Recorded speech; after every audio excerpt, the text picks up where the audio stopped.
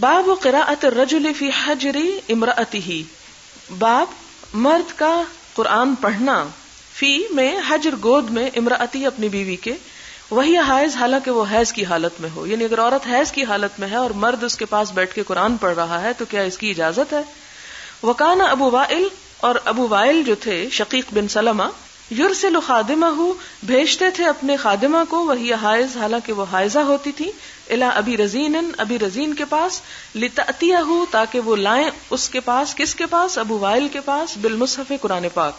یعنی ان کو قرآن پاک منگوانے کے لیے، لانے کے لیے بھیجتے. فتمسکہ، تو وہ اٹھا کے لاتی تھی، بعلاقتہ، اس کے علاقہ کہتے ہیں جو چیز اس کے ساتھ لگی ہوئی ہوتی تھی، یعنی چمٹی ہوئی ہوتی تھی، یعنی اس کا فیتا یا اس کے اوپر کا کپڑا. یعنی علاقہ سے مراد ضروری نہیں کہ وہ الگ طور پر ہی کوئی چیز ہو، علاقہ کا مطلب ہوتا ہے چمٹ جانا،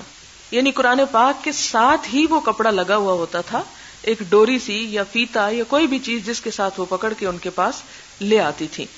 تو اس سے کیا پتہ چلتا ہے کہ حائضہ عورت جو ہے اس کے پاس بیٹھ کر قرآن پاک پڑھا جا سکتا ہے، یا دوسرے معنوں میں ہم یہ کہہ سکتے ہیں کہ قرآن پاک پڑھے جانے کی مجلس میں حائضہ عورت جو ہے وہ شریک ہو سکتی ہے. اسی طرح بوقت ضرورت قرآن پاک کو ادھر سے ادھر لا سکتی ہے.